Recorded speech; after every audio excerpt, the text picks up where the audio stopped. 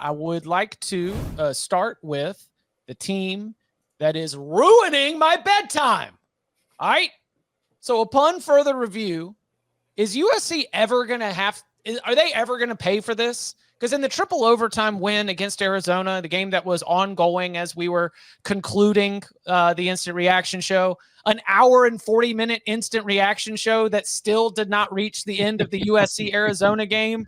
And as we stayed up getting ready to potentially write our upset alerts on CBSSports.com and all the content that would have come with the defeat, only to see the Trojans eke it out again, at some point, this is going to catch up with them. They've got a Notre Dame team on deck, but we've already discussed that Notre Dame team at length here. Do you think that USC, flawed as they might be, is going to be able to continue to play with fire over the course of the next, let's say, 4, 5, 6 weeks? Yeah, it's going to cost them a game or two, though. But this is just going to be who USC is. Like, they're not a serious contender. No. They are not a serious playoff contender. They are not a national championship contender. They are not showing the quality, the form, or the consistency of those teams that we should see by the time we hit mid-October in terms of what they are able to do. Correct. And that doesn't mean they can't win the Pac-12 or they can't get to the playoff. It just means that if they do, they will be the duck. They will be the team that gets crushed by the number 1 seed in the first round because defensively they won't be able to get enough stops, but offensively they might be able to keep it respectable. It's just who they are. Like, Caleb is doing crazy Caleb stuff, but at some point he's going to pay the price for having to freelance way too much. Defensively, they cannot get stopped. I mean, Arizona is a good team. Like, I don't want to completely disparage the Wildcats. I think, having Fafita in there over JDL is an upgrade. He doesn't do stupid things, and he allows Arizona to play more of the style that Jed Fish is wanting to, where it's like, don't be dumb, keep yourself in the game, give yourself a chance. He is giving them that. So I don't think USC needing triple overtime to beat them is as bad as the Arizona State game the week before was. I think that is far and away the worst performance for the Trojans in the Arizona game was. Yeah, first of all, I totally agree with you on Fafita. Now, he did do some stupid things against Washington. Like he had, I think, 3 drop picks, but he had cleaned it up, was pretty decisive against USC. I don't think I would give Delora his job back. No. And I would just roll with Fafita if you're Jed Fish. USC, so far they've just played largely poor defense. I mean, they have a couple quarters of okay defense, but we're not saying that about any other contender, right? Think about it. Like, they have a couple quarters of okay defense. Like, that's a knock on anybody. It should be a knock on them as well. There is some chance that they have been holding back some stuff on offense. Like, they're running the same stuff over and over again, and they've basically played like a 6-game preseason. Like they run a couple of the same RPOs over and over again. I have to imagine that they work other stuff in practice that they haven't had to show through the first 6 weeks. Now, you could argue they probably needed some of it on Saturday night against Arizona, and they ran that swing. Did you guys see the winning 2-point conversion? Yes. Yeah. That, like, crazy swinging gate play they ran. I mean, that's a choice. But Caleb is that good. I mean, without Caleb Williams, this is a 7-5 team. USC is 7-5. Yeah, if they have a replacement level Power 5 quarterback. Yeah. Same as last year. They would lose 5 games with Miller Moss easy. They would have been the same last year. Here's the problem. Lincoln Riley was brought out to LA. Didn't they want Oklahoma's success? Like, they wanted the record, right? They wanted Oklahoma's success. They're getting it. And it's the exact same way. The issue I think you run into in that league right now is in the Big 12, it kind of worked, right? You can get into wild, wacky shootouts. Like, that's kind of what everybody wanted to see. In the Pac-12, you're going to go against more physical teams. Look at UCLA, what they're doing. Oregon, Washington, Utah, who's giving them fits.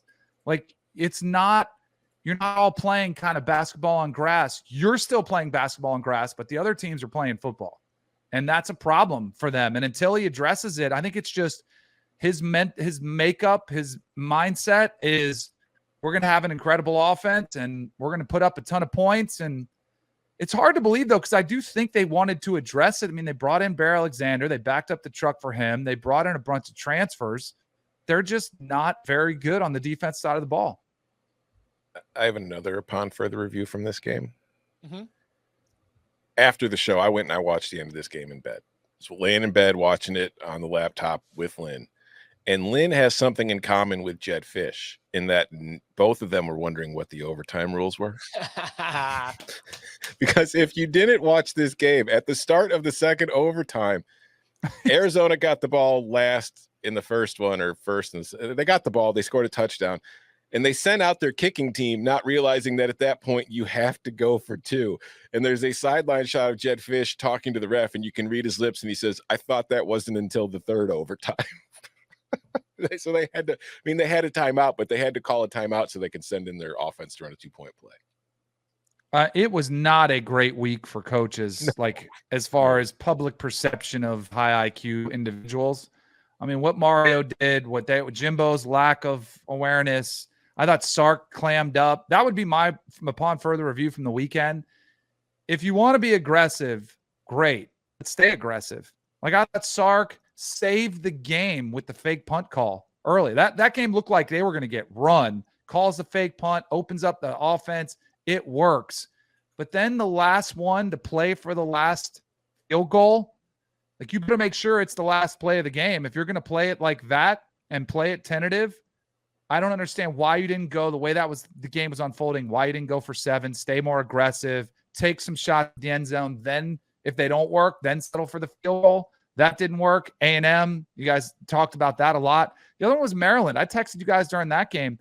Before the half sequences for Texas A&M with Jimbo not using a timeout, being content to just go in at halftime. Well, we're good. We got a pretty good half, like not to try to get extra points there. And then Maryland had a chance to get points too. Now that one, that was just clock mismanagement. They called a pass play. It was completed in bounds.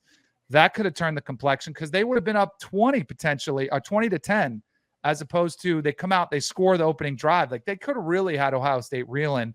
They let them off the hook. Like there was some coaching blunders from this weekend that were inexcusable.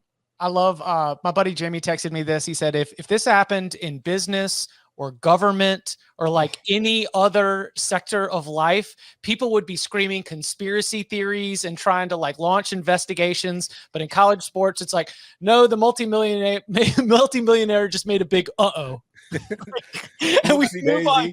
Yeah, big whoopsie daisy on the sideline from your leader. This is nothing other than incompetence. At a lot of these jobs, the most important part is at least the jobs for the games we watch the most, the really big teams, the teams that can win a national title.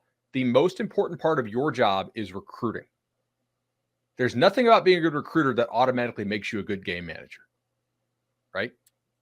Mario, Jimbo, you're a good recruiter. You're not good at managing a game. They're like the skill sets don't have to overlap. You would hope that eventually, because you coached for a while, they would. Last point on the Jed Fish thing. Major mistake to not go for 2. Yep. Yes. In regulation. Or after the first overtime. Like, what are you doing?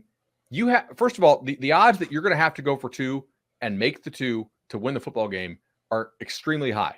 If you decide to go for 2 right there, it puts immense, like, guys, what are you doing? Like, you don't want to have to defend Caleb Williams again. They never stopped him. Yeah, I was just like, end it, please. Yeah, I can't just please just end this, win or lose. Yeah. When you are the worst team, extending the game for longer is never in your best interests.